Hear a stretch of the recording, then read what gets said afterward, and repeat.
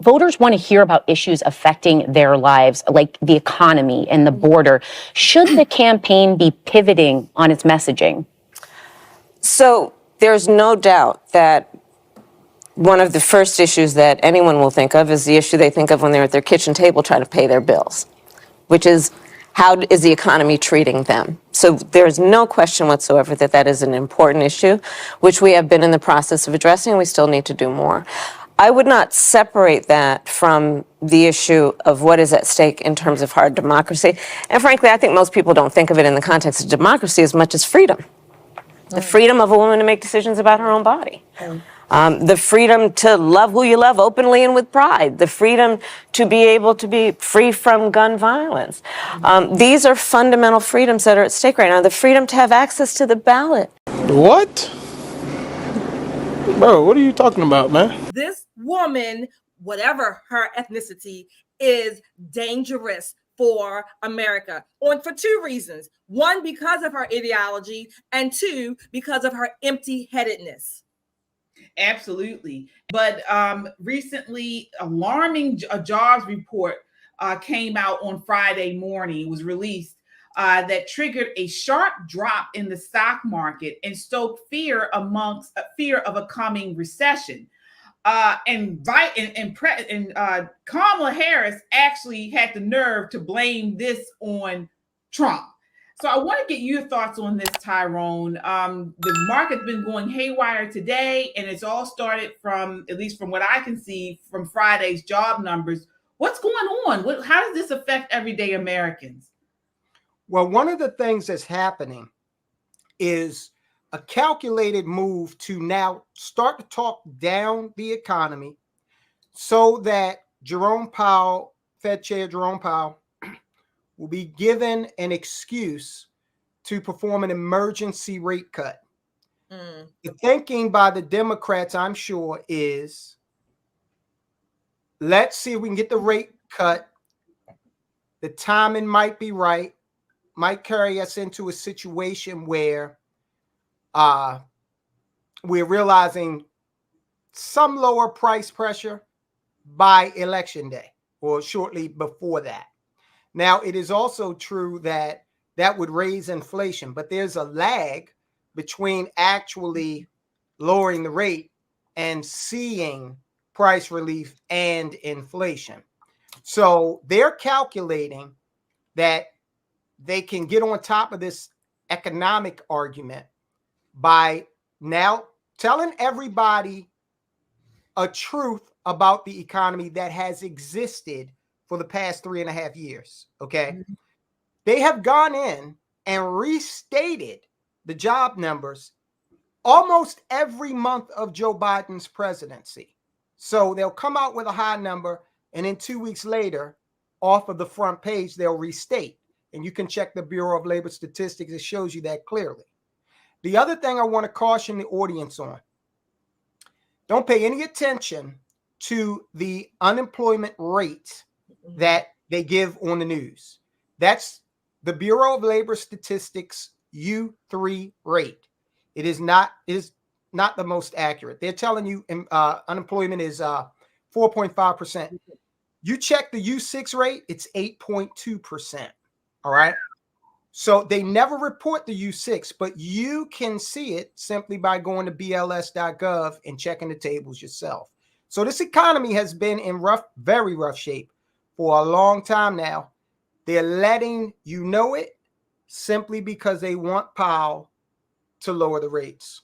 One last question on that, because I know people, you guys need to go to Soldiers of Finance. Tyrone is there. That's his channel, Soldiers of Finance. Go there and subscribe after we finish tonight, and you can get all this economic and financial advice right there. But I want to ask you in regards to Kamala's statement that this is Trump's fault. Is there any validity there?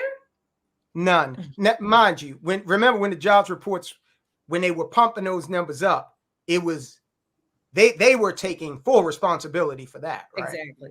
But now here we are, almost a full presidential term later, and this nitwit comes up with, oh, it's Trump's fault, who hasn't been in office for the better part of 4 years. This Right. woman is deep as a dime intellectually. Okay. This is the type of stupidity that we can look forward to if she gets the Oval Office. And it's disgusting that someone that lacks any intellectual caliber would be considered a serious contender for that office. You know, we have to stay woke. Like, everybody needs to be woke.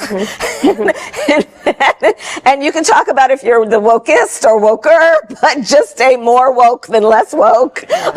Yeah. Tyrone, and I was thinking, I had asked you some questions earlier, but so with all of these, over these 3 years, all of these job increases and unemployment was supposedly down, then where are these new jobs supposedly? Where have they been created? What industry? Who's hiring these people? So this is why I say, one of the things I was thinking is that many, if not most of these so-called new hires or new jobs, they were nothing more largely than rehires from the scamdemic people who lost their jobs. So help me out.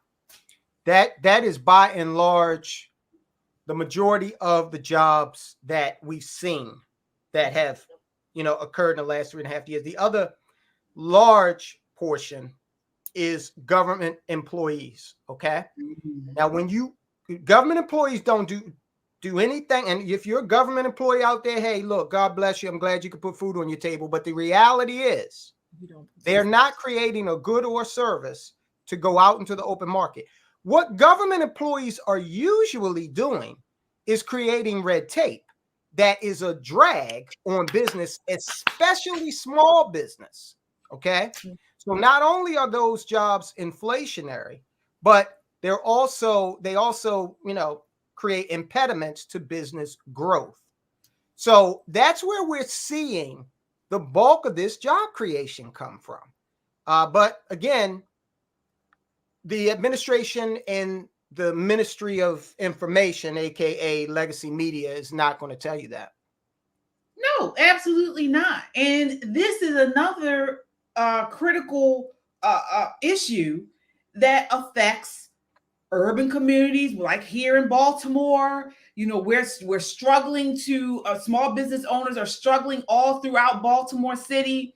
Many of them are Black and brown, and you have the Democrats, raising the minimum wage, and they're saying this is going to help our community because we're raising the minimum wage. But then you have, like you mentioned, this idea, the government, the federal government is increasing, and people say, oh, this is great. But in the long run, it sounds like it has a detrimental effect on small business owners and entrepreneurs. It definitely does. Well, the two words come to mind. Some of the people that I say I cringe when I hear more government, but almost nobody thinks about, well, if I get more government, what am I actually getting or literally not getting for that? More government, more laws. This is why when I hear people say that, I cringe.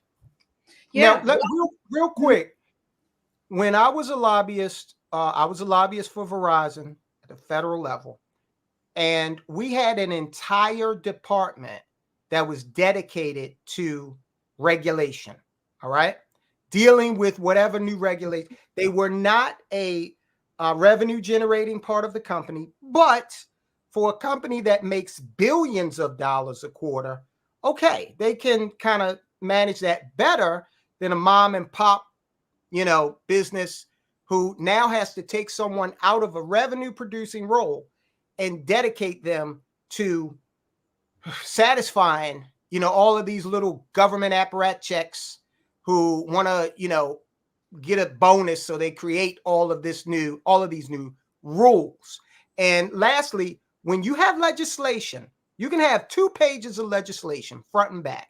But once that goes from the legislature out to the regulatory bodies, that thing will balloon to thousands of pages, each with their own little sets of rules. So that's the danger when these politicians go down to these capitals and start feeling as though they need to create more laws. What they need to do is look at the books and start taking away some of these laws. Absolutely.